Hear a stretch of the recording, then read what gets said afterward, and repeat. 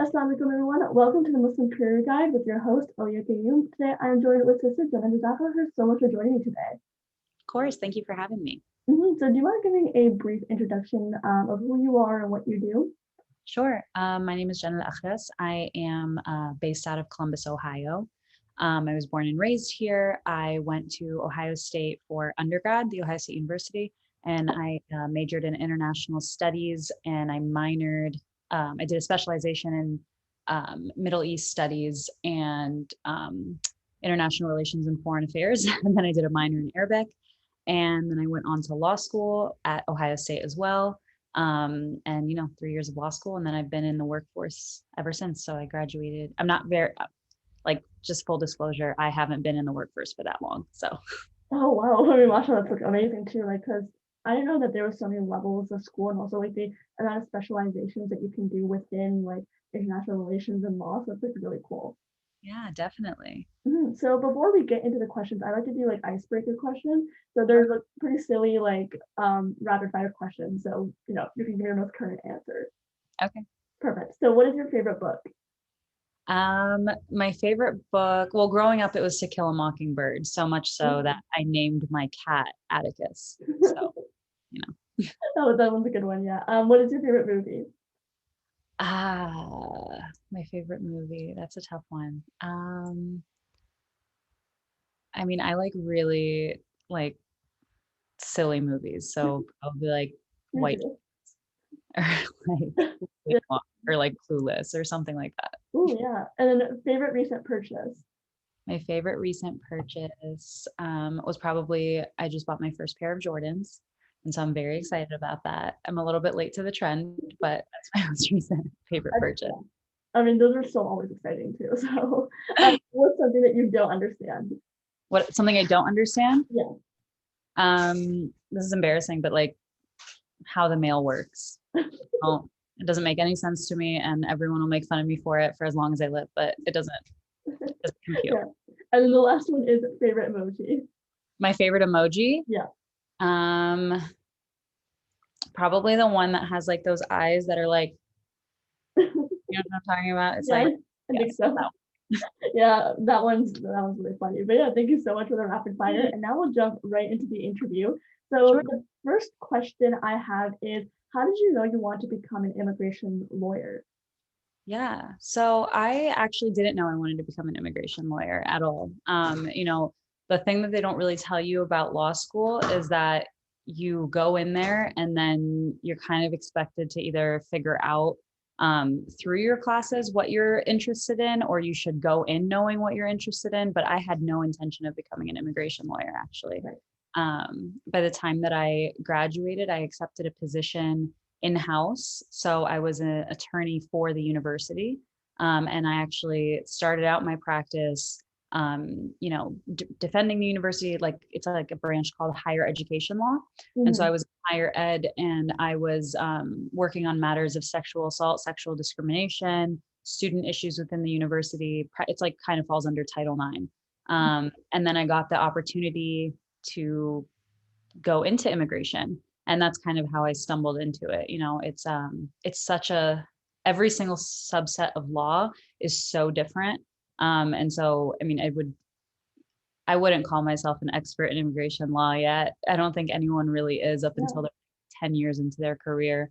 But yeah, I just kind of fell into it realistically. And when you were going to like choose a specialization in law, like were there any other specializations that you were like, like this seems to be also interesting. I want to do that too.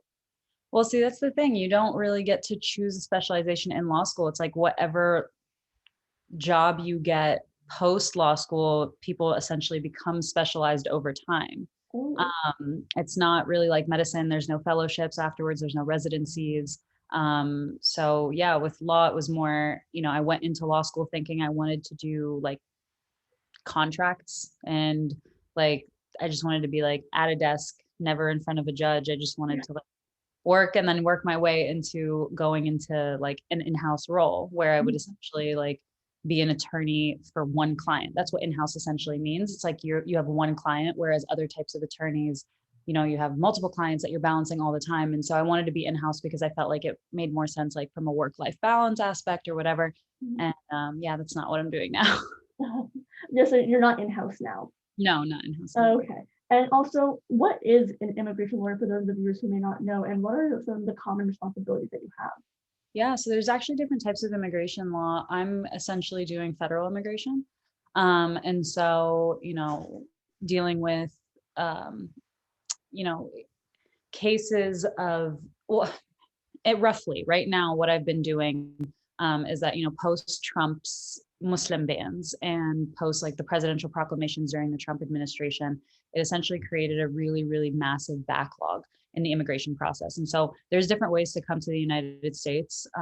And some of them are like family based. You can come in if you have a family member here. So if you have a spouse or, a sibling or whatever the case is. And then there's other people who have to apply for work visas. So like a company will sponsor them. There's other people who can apply for diversity visas and get in. So there's different methods to getting into the United States. Is essentially the type of immigration that I do is we're trying to, it's like anyone who's trying to get into the United States, if they are attempting to or have had a delay, we're doing a lot of delay cases. Currently, we're in litigation with the Biden administration and suing them due to the fact that they have allowed the backlog of cases from the Trump administration Mhm. to like adversely affect people who have been given a right to come into this country. And so that's it's a very, I don't know how to explain it in a way that's like a quick, fun little soundbite, but essentially Yeah. all types of immigration really. I'm not doing business immigration though. So like it's more of a like, family based or non-family based or diversity visas or people who are delayed. But the litigation that we're doing right now is really exciting because if it, proves to be successful, then we can essentially force the Biden administration to remedy the harms that the Trump administration caused. Yeah, I mean, like, the fact that you're working so close with the government is also really cool because you're right. With the Trump administration, immigration really was affected there, and so now that you get to also work post it, like Yeah. post Trump administration, and now work with the Biden administration is just so cool. And I actually even saw on your Instagram like you just had this like selfie with Joe Biden, and, it was just, and everyone was like, "Whoa, that was so like that was so Yeah. just natural." But yeah, like is that are you also in having conversations with him and like his administration? Like how are you working with them pretty much? And we're suing them. Mhm. So working with is a very generous term. Yeah, So yeah, no, I mean, essentially when you sue the government or you sue a governmental like individual, there are government attorneys that are assigned to it. And so we are, you're filing motions, you're going to hearings, you're, presenting in front of the judge, you're doing all of those types of things mhm, in relation to another government attorney. So we're in a private practice and they're in a government attorney position. So I will very likely never face yeah, President Biden in that regard. But it's all about holding people accountable. Like this country mhm, has very particular notions of justice that are supposed to have a say in the way that we conduct our immigration processes. And this yeah, entire litigation is just about keeping them accountable, yeah. No, doing what that they said they were going to do. exactly. That's really important to do, and it's so cool that you're in the forefront of that also. And what was your experience with the law school? Did you find that law school prepared you well for the workforce? It's a good question. Yes and no. I don't think in law there's any way to really prepare for like an individual work environment.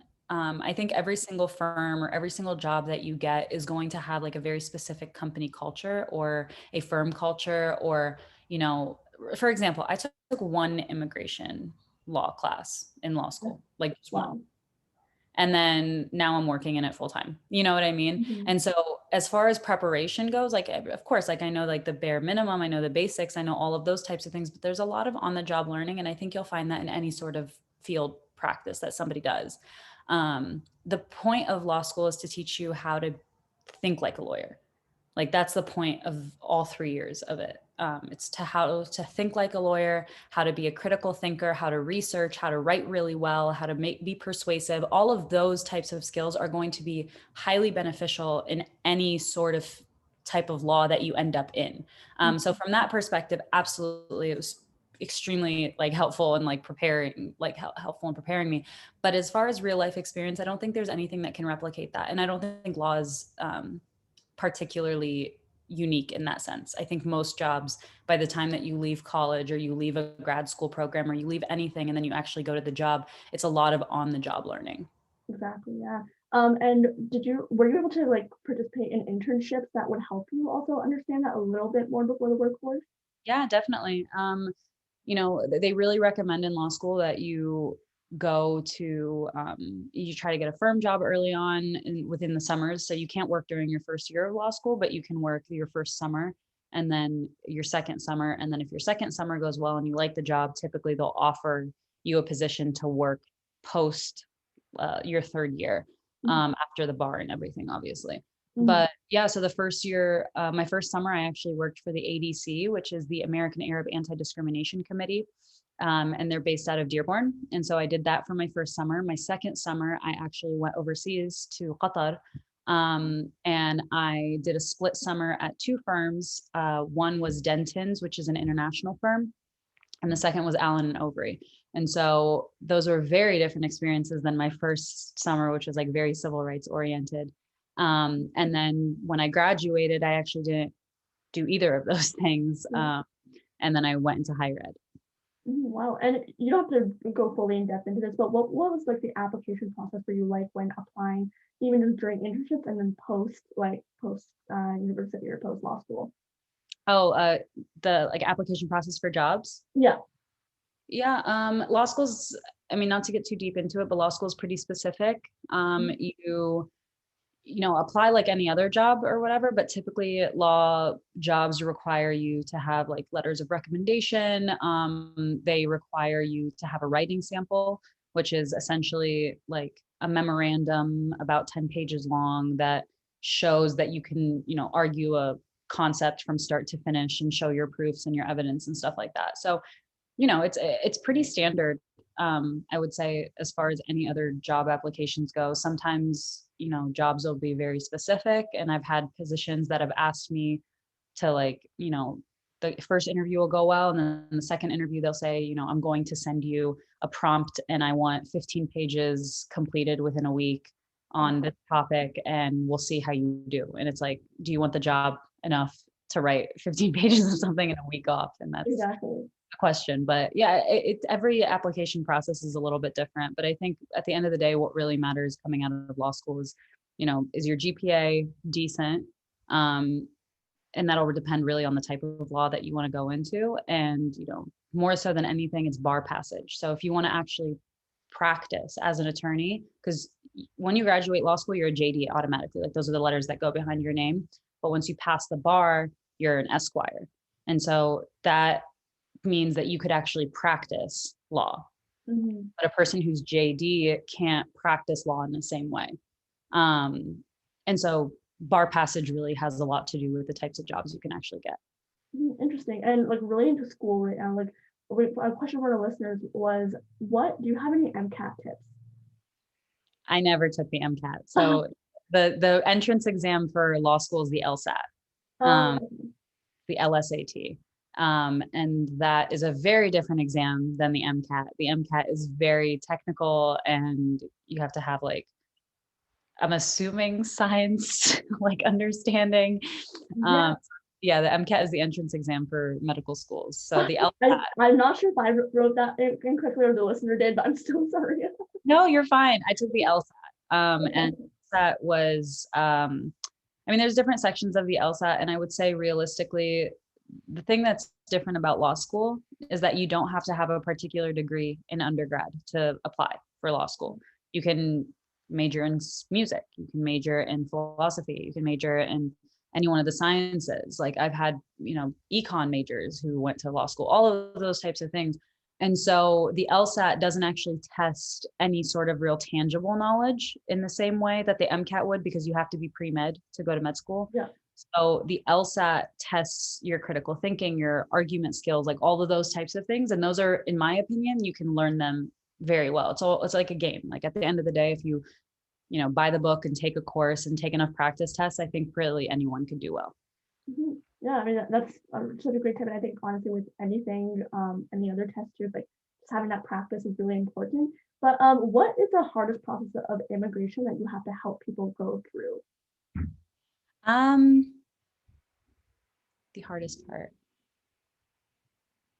I would say the toughest part is that like it's really draining. It's draining work. It's extremely personal, whereas the work that I was doing before wasn't.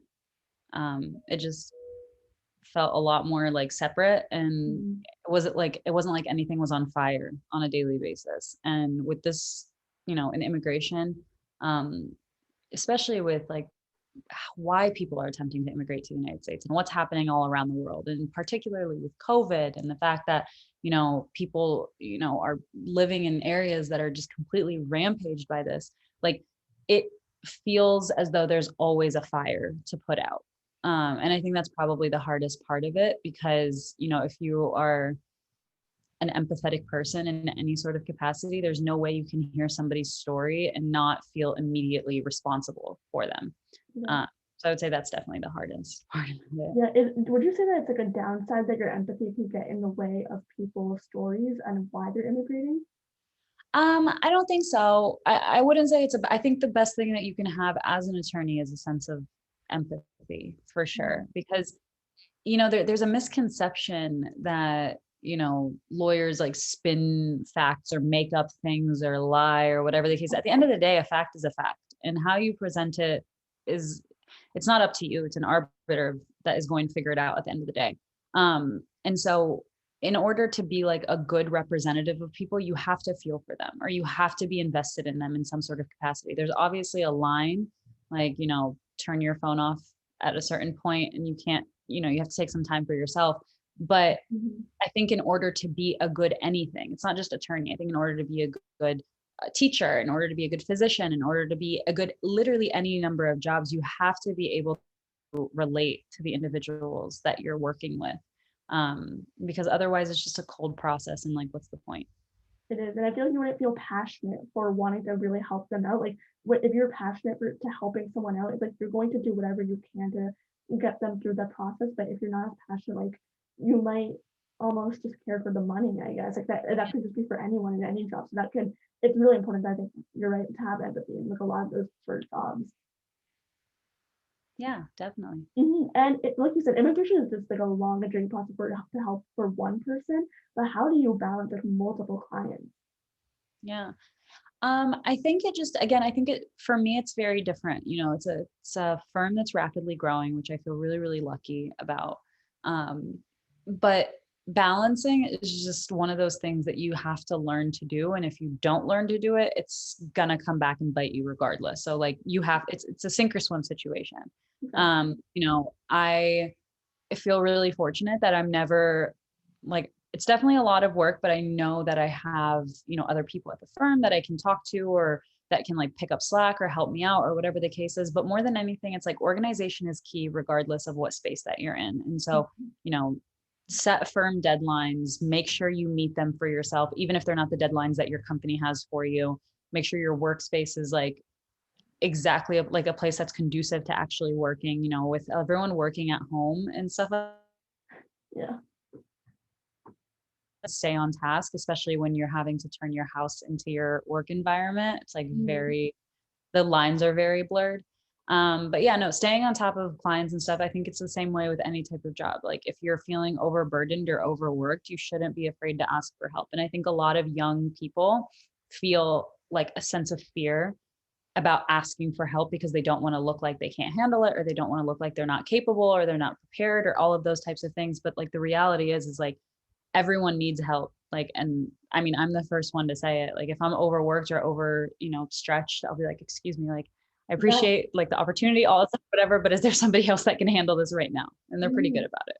No, exactly. And like teams are such an important part for anything and any stage of life that you're in and any work like place that you're in. You have to have a team to lay back on. And speaking of like, what is it like working with a bunch of lawyers pretty much in like a firm and like having a bunch of lawyers and maybe like even clashing and disagreements and stuff like that. Like, what is it like working with so many different lawyers? I think it's really exciting, honestly. Like it's exciting not being like knowing that there's a bunch of smarter people around you. Yeah. Like I think if you're ever in a room where you think you're the smartest person, you're either not or you're in the wrong room. Mm. And I feel really lucky to be around. I mean, again, like I graduated law school in 2017. It's 2021. So I haven't been in that for that long. Um, and I feel really, really lucky on a daily basis because these people are brilliant. Like they're smart and they're witty and they're like dedicated and they're passionate. And like that's the type of environment that I've always wanted to be in, where I'm not bored and I'm trying to, even if I'm terrified or even if I'm overworked or even if I'm exhausted, I'm not bored. Mhm. And that tends to come with being around people who really push you. Like, that's important. Like you're always gonna feel like exhausted or tired or something, but like having those people around you is like the motivation is really what is important. But the next question is, as like an immigration lawyer, a lot of people put their trust in your hands to help them get through the process. What are the pressures that come with that? Yeah, I mean, I think the pressures that come with that are the same. I don't know that people put a lot on the line, when they're trying to immigrate. And I wish the immigration process was easier. And I wish we would have like proper immigration reform. And I wish that it wasn't so difficult for people to reunite with their families. And I wish that our quotas were higher. Like I wish a lot of things when it comes to this process. Because realistically, like your nationality doesn't make you any better or worse than anybody else. It's really a luck of the draw. Like I just happened to be born here. Like I could have easily been born somewhere else and it would have made actually a lot of a difference, unfortunately, with the way that we, prize certain nationalities over others. Mhm. Um, and so, yeah, it is a lot of pressure. I don't, sorry, I got sidetracked. I don't fully remember the question was. No, it's okay. It was just like what other pressures that come with like a lot of Sorry, things you from cut your out. past. Oh, can you hear me I now? can't hear you anymore. Oh, Hello? can you hear me now? Yeah, I can. Okay, perfect. Sorry about that. But the question was, what are some of the pressure, like the pressure that Yeah, come I with, mean, yeah. sorry, yeah, the pressure is really just, wanting to do a good job, knowing that people save up money to be able to do these processes and they put a lot on the line and sometimes they sell like belongings of them to be able to pay for stuff like this. Like that type of stuff is just knowing like that's the pressure consistently. Or like people have kids who are sick and need to come here for treatment or they need to do something else. Like those types of things, it's enough to keep your foot on the gas. Yeah, I mean, like the stories are probably so heavy. So it's like you, again, like you said, you feel the responsibility on that end. So that could come with a lot of pressures too. But how has your viewpoint on immigration changed once you became an immigration lawyer? Yeah, I mean, I didn't know. I mean, it's embarrassing to say I didn't know anything of the intricacies of it, like I knew about as much as I needed to do well in the class. And I knew enough that like, any child of immigrants would know. And so, like, as far as like the categories, I knew that the process was long. I knew that it was difficult. I knew that, some people got lucky, some people didn't. But, working within the space, it's very different. And I'm learning things about like, what Congress intended when they first passed these types of this morning. I spent like 3 hours going through, congressional records from 1989 and Wow. 1990, and like, searching for keywords. And I'm looking at like these massive, like 400, 500-page documents. Like Wow. stuff like that is something that I would never have learned in a casual setting unless I just decided to do a deep dive. Yeah. But yeah, it's again, very, very different. Hmm. Yeah, no, it probably is. It's like it's not one of those common things. And even like I'm like a child of I have parents who are immigrants, but really I don't know the process. Like I don't really like still know about like what are those little stages that they went through. So it's really crazy about just like how we kind of overlook that, and sometimes we can like you just said, like we can overlook it sometimes and not really be as grateful for it. So it really is a long process. But my last question is, if you could give one piece of advice to anyone that wanted to become an immigration lawyer, what would it be? Yeah.